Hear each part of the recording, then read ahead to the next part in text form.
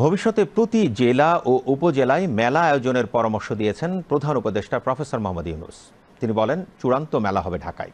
আজ ঢাকার পূর্বাচলে Bangladesh China friendship exhibition সেন্টারে ২৯তম ঢাকা আন্তর্জাতিক বাণিজ্য মেলার উদ্বোধনকালে তিনি একথা বলেন। প্রধান উপদেষ্টা বলেন, তরুণ তরুণীদের উদ্যোক্তা হবার শক্তিকে এগিয়ে নিবে মেলা। দেশ শক্ত হয়ে দাঁড়াবে বিশ্বের সামনে। ফার্নিচার পণ্যকে ২০২৫ সালের বর্ষপণ্য হিসেবে ঘোষণা করেন প্রধান উপদেষ্টা প্রফেসর ইউনূস। বিস্তারিত খোরশেদ আলমের রিপোর্টে। পূর্বাচলে ৩২ একর জায়গা নিয়ে Bangladesh China friendship exhibition centre, যেখানে বসেছে বাণিজ্য মেলার ২৯তম আসর। বুধবার মাসব্যাপী মেলার আনুষ্ঠানিক উদ্বোধন করেন প্রধান উপদেষ্টা প্রফেসর মোহাম্মদ ইউনূস।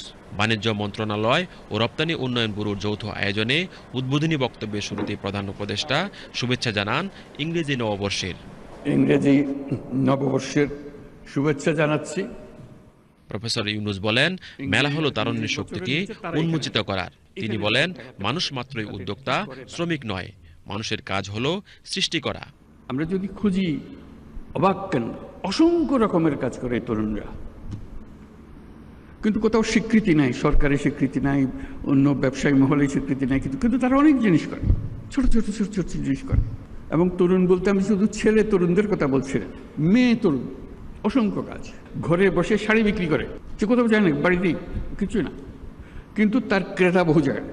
মেলার উদ্দেশ্য হলো সুশ্রী দেওয়া, বিশেষ করে এই তরুণীদের মাথার মধ্যে সুরসুরি দেওয়া।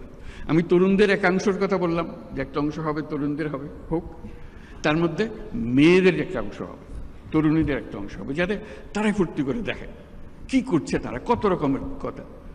তারা ছেলেদেরটাও দেখবে, ছেলেরা মেয়েদেরটা দেখবে, দেখে আর বুদ্ধি বের হবে।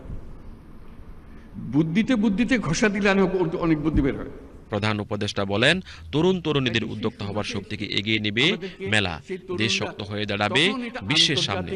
আন্তর্জাতিক তরুণরা দেখতে আসবে বাংলাদেশের তরুণরা কি করছে, বাংলাদেশের তরুণরা কি করছে, বুদ্ধি নিতে আসবে, শিখতে আসবে, উৎসাহ নিতে আসবে, জয়েন্ট ভেঞ্চার করতে আসবে। কিন্তু ভবিষ্যতের মেলা সারা দেশ জুড়ে হবে, জায়গায় জায়গায় হবে, এবং এটা হলো চূড়ান্ত মেলা। সবাই আসবে, দেখতে আসবে, বুঝতে আসবে, শিখতে আসবে, বিনিয়োগ করতে আসবে। এখানে যারা দেখতে আসবে তাদের অর্ধেকাংশ হলো যারা বিনিয়োগ করতে চায়, সঙ্গী খুঁজতেছে, কোন ব্যবসাটা সে ধরবে।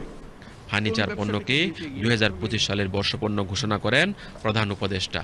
আমি প্রোডাক্ট অফ দ্য ইয়ার তো বটেই, এন্টারপ্রেনিয়র অফ দ্য ইয়ার সেটাও পরিচিত করতে চাচ্ছি, যাতে করে প্রোডাক্টের উপরে যেমন জোর, তার চেয়ে বেশি জোর যে করলুটাকে। এই প্রক্রিয়ার মাধ্যমে জনগণকে ঘোষিত পণ্যের উৎপাদন ও বিপণনে উৎসাহিতকরণে প্রয়োজনীয় পদক্ষেপ নেওয়া হয়। এবার ফার্নিচার পণ্যকে বর্ষসেরা পণ্য হিসেবে ঘোষণা করা হয়েছে। বাণিজ্য উপদেষ্টা শেখ বশির উদ্দিনের সভাপতিত্বে অনুষ্ঠানে আরও বক্তব্য রাখেন বাণিজ্য মন্ত্রণালয়ের সচিবের রুটিন দায়িত্বে মোহাম্মদ আব্দুর রহিম খান ও রপ্তানি উন্নয়ন ব্যুরোর ভাইস চেয়ারম্যান মোহাম্মদ আনোয়ার হোসেন। পরে মেলা প্রাঙ্গণ ঘুরে দেখেন প্রধান উপদেষ্টা প্রফেসর ইউনূস।